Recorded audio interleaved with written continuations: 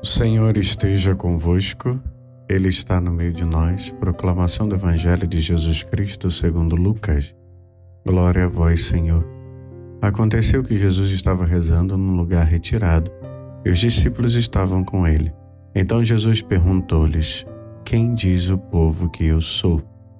Eles responderam: Uns dizem que és João Batista, outros que és Elias, mas outros acham que és algum dos antigos profetas que ressuscitou.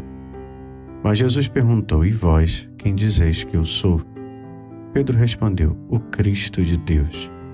Mas Jesus proibiu-lhes severamente que contassem isso a alguém, e acrescentou: Filho do homem deve sofrer muito, ser rejeitado pelos anciãos, pelos sumos sacerdotes e doutores da lei, deve ser morto e ressuscitar no terceiro dia.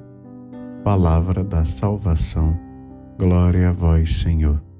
Estamos celebrando hoje a memória de São Vicente de Paulo, e é um dos santos mais venerados da Igreja Católica devido à sua profunda dedicação aos pobres e necessitados. Nascido em 24 de abril de 1581, em Puy, na França, Vicente de Paulo foi ordenado sacerdote em 1600. Inicialmente ele buscava uma vida confortável e ascensão social, mas uma série de experiências pessoais o levou a mudar seu foco. Cativado pela situação dos camponeses empobrecidos e pela necessidade de reformas na igreja, ele se tornou um fervoroso defensor da caridade e da evangelização. A obra de São Vicente de Paulo é notavelmente caracterizada pela fundação da Congregação da Missão os Lazaristas em 1625, cujo objetivo era a formação do clero e a evangelização dos pobres nas áreas rurais. Além disso, junto com Santa Luísa de Marillac, ele fundou as Filhas da Caridade, uma congregação de freiras dedicadas ao serviço dos pobres, dos doentes e dos marginalizados. Essas instituições tiveram um impacto duradouro e significativo, espalhando-se pela Europa, e continuam ativas até hoje. São Vicente de Paulo é lembrado não apenas por suas obras de caridade, mas também por seu legado de humildade, compaixão e compromisso com a justiça social. Ele ensinou que a verdadeira fé cristã se manifesta através do serviço aos outros, especialmente aos mais necessitados. Sua vida e ensinamentos inspiraram inúmeras organizações de caridade em todo o mundo, incluindo a Sociedade São Vicente de Paulo, fundada em 1833, e continua a prestar assistências aos necessitados, seguindo os princípios que ele estabeleceu. Seu exemplo é um poderoso lembrete da importância do amor ao próximo e da ação concreta em favor da dignidade humana. Queridos irmãos e irmãs, hoje a nossa reflexão se centra no Evangelho de Lucas. Esse trecho oferece-nos ricas lições sobre a nossa fé, a identidade de Jesus e o caminho da cruz. Lucas nos diz que Jesus estava em oração, um momento crucial que antecede a pergunta que ele faz aos seus discípulos: Quem dizem as multidões que eu sou? Este é o ponto vital, pois demonstra a importância da oração na vida de Jesus e, consequentemente, na nossa. A oração é o alicerce da nossa relação com Deus. É nesse diálogo íntimo que somos fortalecidos e preparados para os desafios da vida. Os discípulos respondem mencionando diversas figuras: João Batista, Elias e um dos antigos profetas que ressuscitou. Essas respostas refletem a confusão e as expectativas messiânicas do povo de Israel. Porém, Jesus se dirige diretamente aos seus discípulos e pergunta: E vós, quem dizeis que eu sou? Lucas 9:20. Pedro, inspirado pelo Espírito Santo, proclama o Cristo de Deus. Esta confissão é um momento de revelação divina, onde Pedro reconhece Jesus como o Messias prometido. A confissão de Pedro é um marco na narrativa evangélica. Ela nos convida a refletir sobre a nossa própria compreensão de quem é Jesus. São João da Cruz, um dos grandes místicos da Igreja, nos ensina: para chegar ao que não sabes, deves ir por onde não sabes. Subida ao Monte Carmelo, livro 1, capítulo 13. Esta frase nos desafia a confiar em Jesus mesmo quando não compreendemos completamente os seus caminhos. Pedro reconhece Jesus como Cristo, mas ainda não compreende completamente o que isso implica.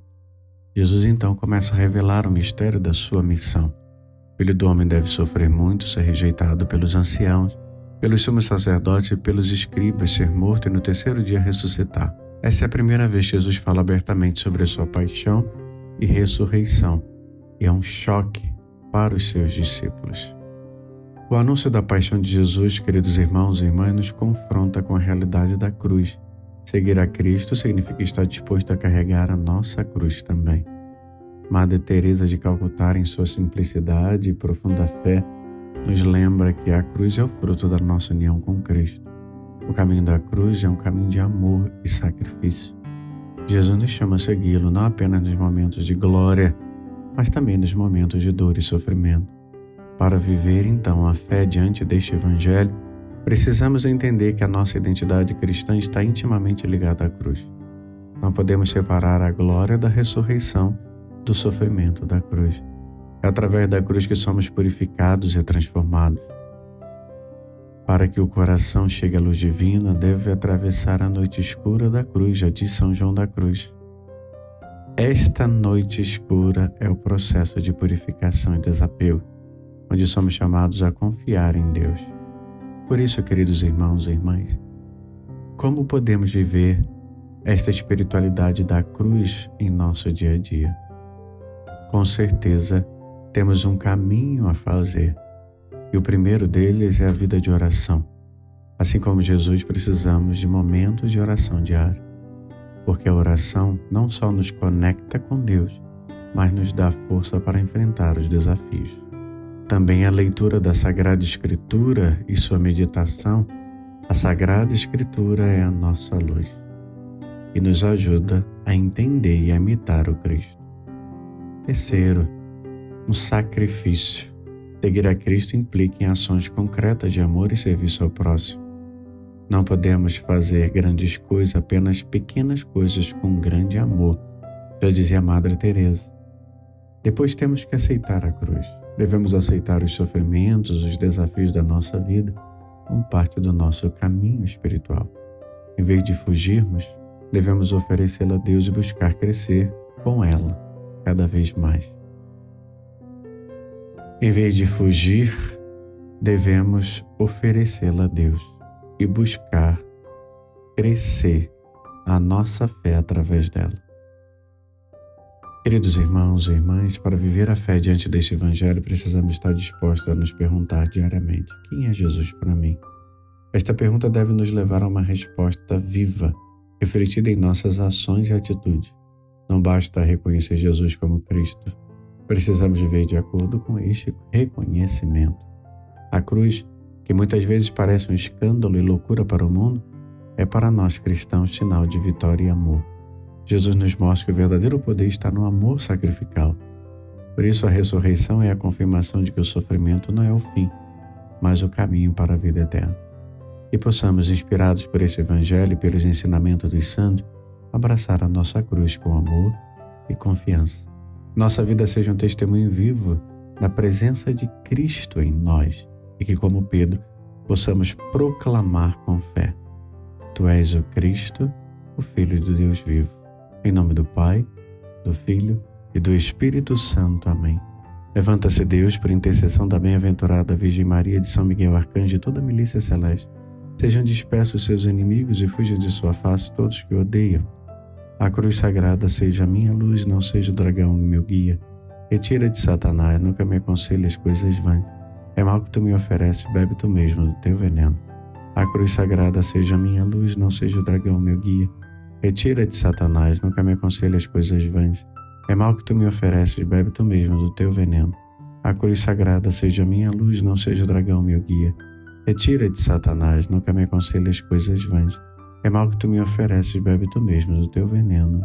Amém. O Senhor esteja convosco, Ele está no meio de nós. Abençoe-vos o Deus Todo-Poderoso, Pai, Filho e Espírito Santo, desça sobre vós e permaneça para sempre. Amém.